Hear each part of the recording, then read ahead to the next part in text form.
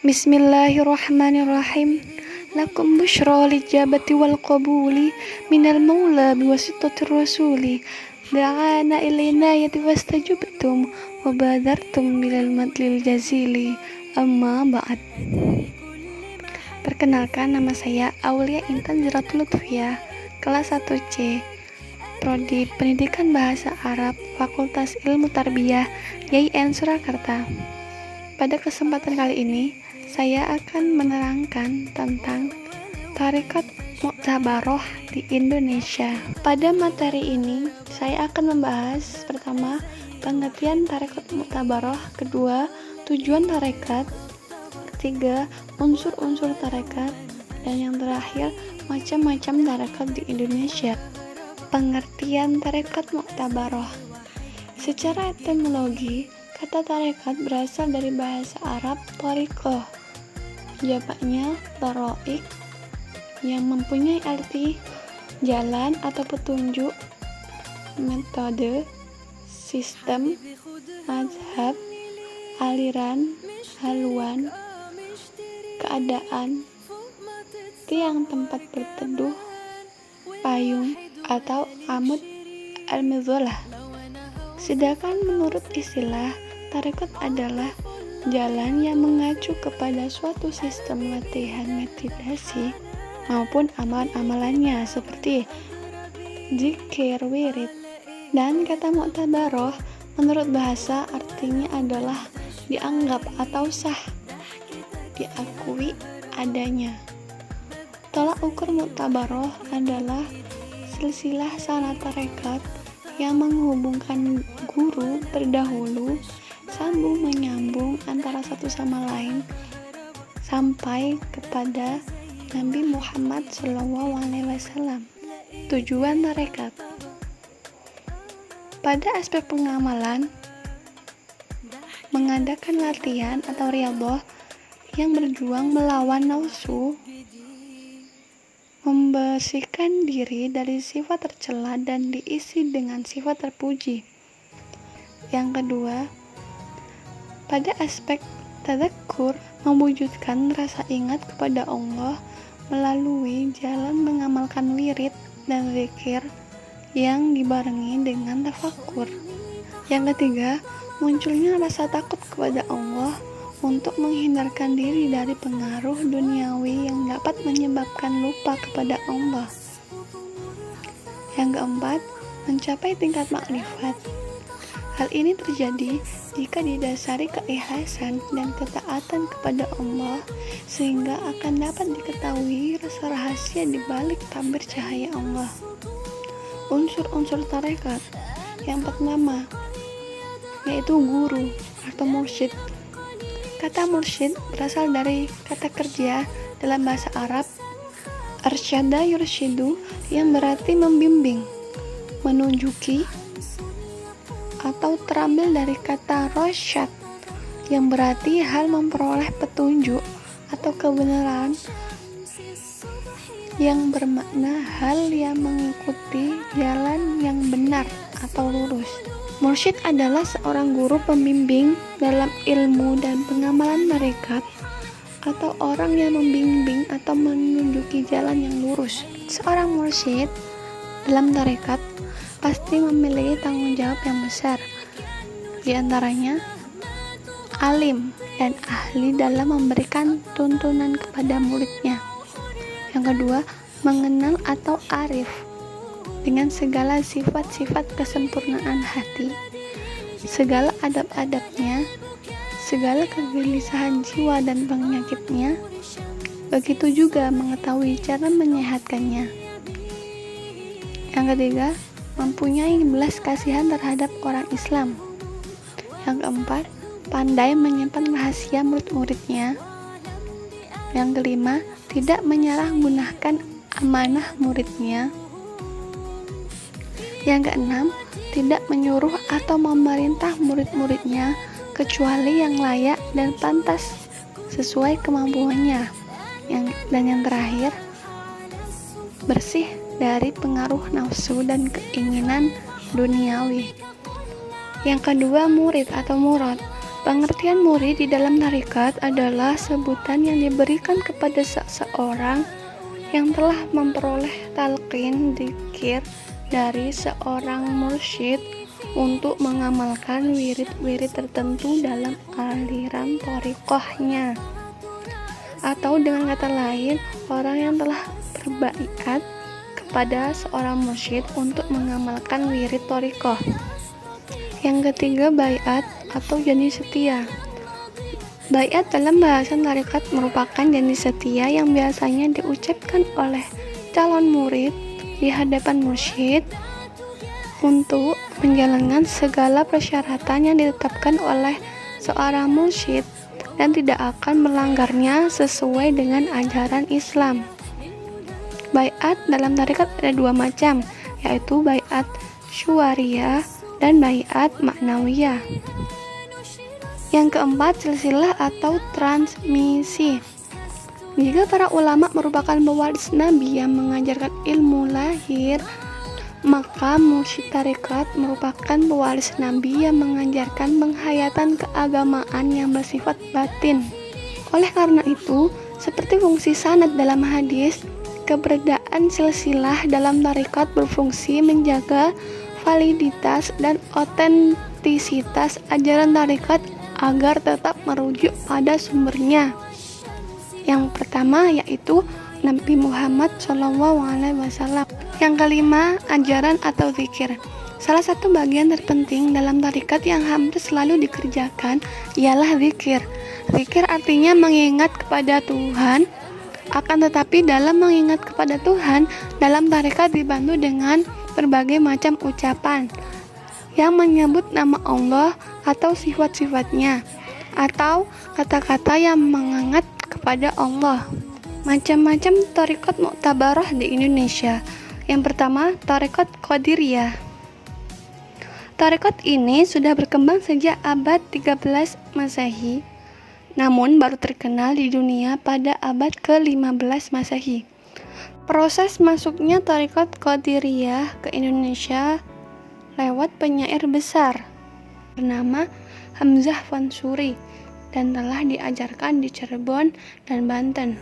Setidaknya sejak abad ke-17 dengan adanya pembacaan kitab-kitab manaqib Syekh Abdul Qadir Al-Jailani dengan tokoh utamanya yaitu Abu Muhammad Qadir Al-Jilani. Pokok-pokok ajaran tarekat Qadariyah yang pertama, taubat. Menurut Syekh Abdul Qadir Al-Jilani, taubat itu ada dua macam. Yang pertama, taubat berkaitan dengan sesama manusia, dan kedua, taubat dengan berkaitan dengan hak Allah. Yang kedua, zuhud. Menurut Syekh Abdul Qadir Al-Jilani, zuhud itu ada dua macam juga, yaitu zuhud hakiki, yaitu mengeluarkan dunia dari hatinya, dan yang kedua, mutazahid syuwari atau zuhud lahiriah, atau mengeluarkan dunia dari hadapannya. Yang ketiga, tawakal. Syekh Abdul Qadir Al-Jilani menekankan bahwa tawakal berada di antara pintu-pintu iman, sedangkan iman tidak terurus dengan baik kecuali dengan adanya ilmu. Intinya, tawakal akan terarah dengan ilmu, dan ilmu menjadi pokok tawakal. Sementara amal adalah buah dan maksud tawakal itu sendiri. Yang keempat, syukur. Menurut Syekh Abdul Qadir Al-Jilani, hakikat syukur adalah mengakui nikmat Allah, dialah pemilik karunia. Sehingga hati mengakui bahwa segala nikmat berasal dari Allah. Dengan demikian, syukur adalah pekerjaan hati dan anggota badan. Yang kelima, sabar. Menurut Syekh Abdul Qadir Al-Jilani, sabar ada tiga macam, yaitu pertama, bersabar kepada Allah dengan melaksanakan perintahnya dan menjauhi larangan-larangannya. Yang kedua, bersabar bersama Allah, yaitu bersabar terhadap ketetapan Allah dan perbuatannya.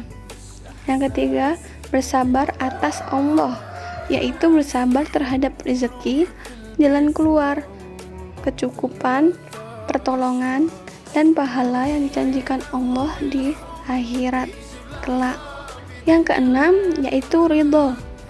Menurut Syekh Abdul Qadir Al-Jilani, Rasulullah bersabda, yang akan merasakan manisnya iman adalah orang yang ridho Allah menjadi Tuhannya, Islam menjadi agamanya, dan Muhammad menjadi Rasulnya. Yang terakhir, jujur. Menurut Syekh Abdul Qadir Al-Jilani, jujur adalah mengatakan yang benar dalam kondisi apapun, baik menguntungkan maupun yang tidak menguntungkan. Kejujuran adalah kedudukan yang tertinggi dan berada satu tingkat di bawah derajat kenabian. Yang kedua, tarekat Rifa'iyah. Tarekat Rifa'iyah muncul dan berkembang luas di wilayah Irak bagian selatan. Pendirinya adalah Abul Abbas Ahmad bin Ali Ar-Rifai yang lahir di Korea Hasan dekat Basrah, Irak Selatan pada 500 Hijriah atau 1106 Masehi. Pokok-pokok ajaran tarekat Rifa'iyah. Yang pertama, zuhud. Zuhud menurut beliau yaitu landasan keadaan yang diridhoi dan tingkatan-tingkatan yang disunahkan. Hal ini adalah langkah pertama orang menuju kepada Allah, mendapat ridho dari Allah, dan bertawakal kepada Allah. Barang siapa yang belum menguasai landasan kezuhudan, maka langkah selanjutnya belum lagi benar. Yang kedua, ma'rifat. Syekh Rifai berpendapat ma'rifat yaitu penyaksian adalah kehadiran dalam makna kedekatan kepada Allah disertai ilmu yakin dan tersingkapnya hakikat realitas-realitas secara benar-benar yakin. Wirid dan zikir tarekat Rifaiyah. Tarekat ini memiliki ciri khas, yaitu pelaksanaan zikirnya dengan dilakukan bersama-sama diiringi oleh suara gendang yang bertalu-talu. Zikir tersebut dilakukannya sampai mencapai suatu keadaan di mana mereka dapat melakukan perbuatan-perbuatan yang menakjubkan. Antara lain berguling-guling di bara api, namun tidak terbakar sedikit pun, dan tidak mempan oleh senjata tajam. Yang ketiga yaitu tarekat Syaziliyah. Tarekat Syaziliyah adalah nama tarekat yang termasuk ke dalam tarekat Mu'tabarah. Didirikan oleh Hasan Ali Asy-Syadzili yang lahir di Gumaroh dekat kota Sabtah, Maroko pada tahun 593 Hijriah atau 1197 Masehi. Tarekat Syadzili dikenal sebagai tarekat yang sederhana dalam ajarannya. Pokok-pokok ajaran tarekat Syadzili. Adapun pemikiran-pemikiran Asy-Syadziliyah seperti dikutip Sri Mulyati DKK sebagai berikut. 1. Tidak mengajarkan kepada murid-murid untuk meninggalkan profesi dunia mereka. Yang kedua, tidak mengabaikan dalam menjalankan syariat Islam. Ketiga, zuhud tidak berarti harus menjauhi dunia, karena pada dasarnya zuhud adalah mengkosongkan hati dari selain Allah. Yang keempat, tidak ada larangan bagi murid untuk menjadi kaya raya, asalkan hatinya tidak bergantung kepada harta yang dimilikinya. Yang kelima, berusaha merespon apa yang sedang mengancam kehidupan umat. Yang keenam, tasawuf, dalam artian latihan-latihan jiwa dalam rangka ibadah dan menempatkan diri sesuai dengan ketentuan Allah. Yang ketujuh, ma'rifat. Dalam artian ini, ma'rifat ada dua jalan. Yang pertama, mawahib atau ain al-jud, sumber kemurahan Tuhan, yaitu Tuhan memberikan dengan tanpa usaha dan Dia memilihnya sendiri orang-orang yang akan diberikan anugerah tersebut. Yang kedua adalah imakasib atau badi al-majhud, yaitu ma'rifat yang dapat diperoleh melalui kerja keras. Wirid dan zikir tarekat Asy-Syadziliyah. Hizb yang diajarkan tarekat Syadziliyah diantaranya adalah Hizb Asy-Syifa, Hizb al-Kafi atau al-Autad, Hizb al-Bahr, Hizb al-Baladiyah atau Bitotiyah, Hizb al-Bar, Hizb al-Mubarrad, Hizb al-Salamah, Hizb an-Nur, dan Hizb al-Hujub. Hizb-hizb tersebut tidak boleh diamalkan oleh semua orang, kecuali hizb tersebut telah mendapatkan ijazah dari seorang mursyid kepada murid yang ditunjuk oleh mursyid untuk mengijazahkannya. Yang keempat yaitu tarekat Maulawiyah. Nama Maulawiyah berasal dari kata Maulana yang berarti guru kami, yaitu gelar yang diberikan murid-muridnya kepada seorang sufi terbesar di sepanjang masa. Tarekat ini didirikan oleh Maulawi Jalaluddin Ar-Rumi yang meninggal di Anatolia, Turki. Pokok-pokok ajaran tarekat Maulawiyah yaitu pertama, ajaran tentang Tuhan yang dapat dipahami bahwa Tuhan adalah yang awal, yang akhir, yang lahir, yang batin. Tuhan yang awal bagi Ar-Rumi berarti bahwa ia adalah sumber yang darinya segala sesuatu berasal. Tuhan sebagai yang akhir diartikan sebagai tempat kembali segala yang ada di dunia ini. Tuhan sebagai yang lahir bagi Ar-Rumi, alam fisik ini adalah Tuhan dalam penyamaran. Dengan demikian, dunia lahir adalah petunjuk bagi adanya yang batin. Bagi Ar-Rumi, tak mungkin ada yang lahir tanpa ada yang batin. Yang lahir merupakan jalan menuju realitas yang tersembunyi di dalamnya. Dengan demikian, Tuhan sebagai yang batin adalah realitas yang lebih mendasar. Untuk memahami, kita memerlukan mata lain yang lebih peka. Yang kedua yaitu ajaran tentang alam. Bagi Ar-Rumi, alam bukan benda mati begitu saja. Sekalipun alam itu mati, tapi berkat sentuhan Tuhan, maka ia menjadi makhluk hidup, bergerak, penuh energi. Yang ketiga, ajaran tentang manusia. Ar-Rumi memandang manusia adalah tujuan akhir penciptaan. Kalau alam ini diibaratkan dengan pohon, maka manusia adalah buahnya.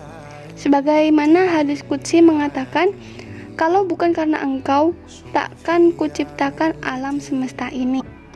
Zikir tarekat Maulawiyah ini disertai tarian mistik dengan cara keadaan tidak sadar agar dapat bersatu dengan Tuhan.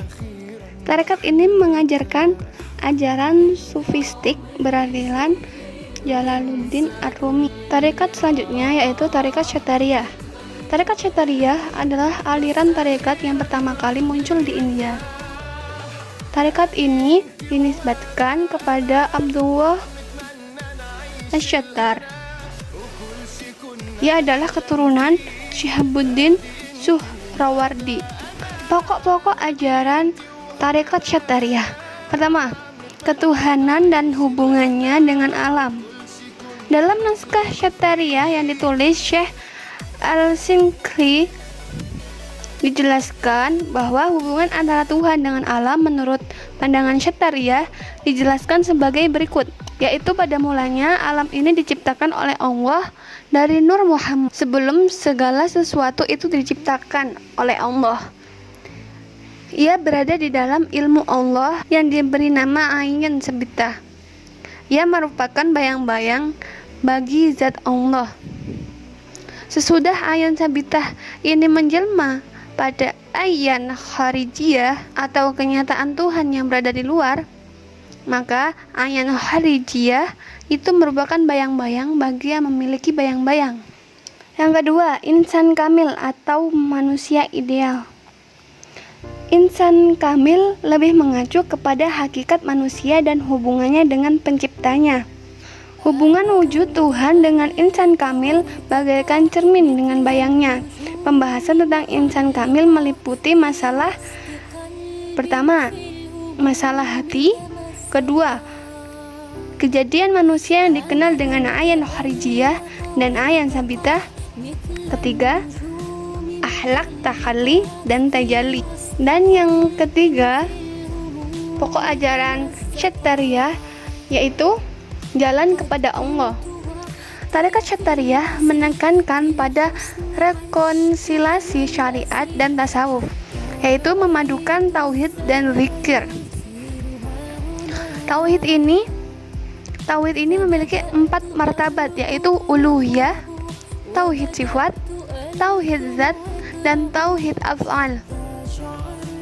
Segala martabat itu terhimpun dalam kalimat la ilaha illallah.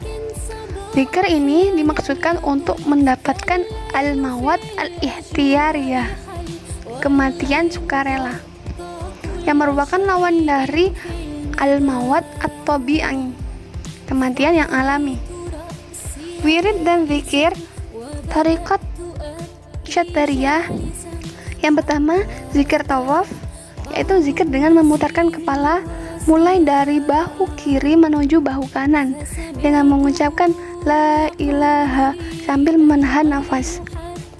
Setelah sampai di bahu kanan, nafas ditarik kembali, lalu mengucapkan ilaha yang dipukulkan ke dalam hati sanubari yang diletakkan kira-kira 2 jari di bawah sisi kiri, tempat bersarangnya nafsu lawamah. Yang kedua, zikir tafi itsbat, yaitu zikir dengan la ilaha illallah dengan lebih mengeraskan suara nafinya la ilaha ketimbang isbatnya illallah. Yang ketiga, zikir itsbat faqat, yaitu berzikir dengan illallah illallah illallah yang dihujamkan ke dalam hati sanubari. Yang keempat, zikir ismu zat, yaitu zikir dengan Allah Allah Allah yang dihujamkan ke tengah-tengah dada, tempat bersemayamnya ruh yang menandai adanya hidup dan kehidupan manusia. Yang kelima, zikir tarakki, yaitu zikir Allahu Allahu. Zikir Allah diambil dari dalam dada dan hu dimasukkan ke dalam bait al-ma'mur atau otak. Zikir ini dimaksudkan agar pikiran selalu tersinari oleh cahaya ilahi. Yang keenam, zikir tanzul, yaitu zikir hu Allah hu Allah.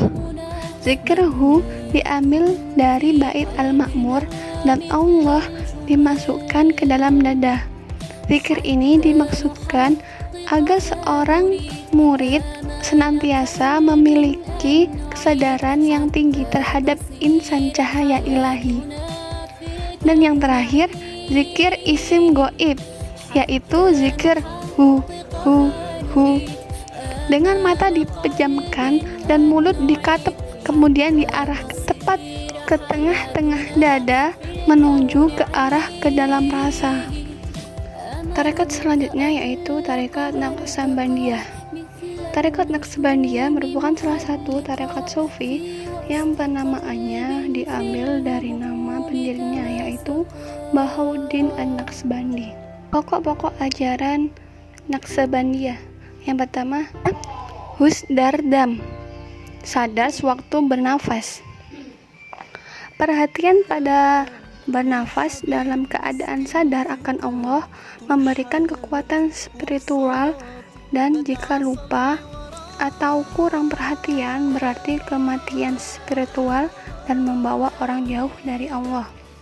Kedua, nazar bar qadam, menjaga langkah. Sewaktu berjalan, sang murid haruslah menjaga langkah-langkahnya supaya tujuan-tujuan rohaninya tidak dikacaukan oleh segala hal di sekelilingnya. Yang ketiga, safar dar waton, melakukan perjalanan di tanah kelahirannya, yakni meninggalkan segala bentuk ketidaksempurnaan sebagai manusia menuju kesadaran yang hakikatnya menjadi makhluk yang mulia. Yang keempat, halwat dar anjuman, sepi di tengah keramaian. Hal ini dapat diartikan sebagai perintah untuk turut serta secara aktif dalam kehidupan bermasyarakat sementara pada waktu yang sama hatinya tetap terpaut kepada Allah Subhanahu wa Ta'ala. Yang kelima, yadkar, yaitu terus-menerus mengulangi nama. Yang kelima, yadkar, ingat, menyebut, yaitu terus-menerus mengulangi nama Allah, berzikir, bertauhid, la ilaha illallah. Yang kelima, bazwaj, kembali memperbarui, demi mengendalikan hati supaya tidak condong kepada hal-hal yang menyimpang. Murid harus membaca setelah zikir tauhid ketika berhenti sebentar di antara dua nafas dengan membaca ilahi anta maksudi waridhoka matlubi. Yang ketujuh, negah dash, waspada, yaitu menjaga pikiran dan perasaan terus-menerus sewaktu melakukan zikir tauhid untuk mencegah agar pikiran dan perasaan tidak menyimpang dari kesadaran yang tetap akan Tuhan. Dan yang terakhir, yaddash, melihat kembali. Penglihatan yang diberkahi secara langsung menangkap zat Allah yang berbeda dari sifat-sifat dan asma-asma Allah. Wirid dan zikir tarekat Naqsabandiyah, yaitu ada 3. Yang pertama, zikir ism al-zat, yaitu mengingat yang hakiki, yakni mengucap asma Allah berulang-ulang dalam hati. Yang kedua, zikir tauhid. Zikir ini terdiri atas bacaan perlahan disertai dengan pengaturan nafas kalimat la ilaha illallah. Dan yang terakhir, zikir lataif, yaitu seseorang memusatkan kesadarannya berturut-turut hingga 7 titik halus tubuh, yang diartikan yaitu sebagai qalb atau hati. Kafaina huna mimbayani khofan minkum idza wajadtum hunakal khotoyat wal khafawat tawalladat min hali walisani. Syukran jazilan, ilal liqa.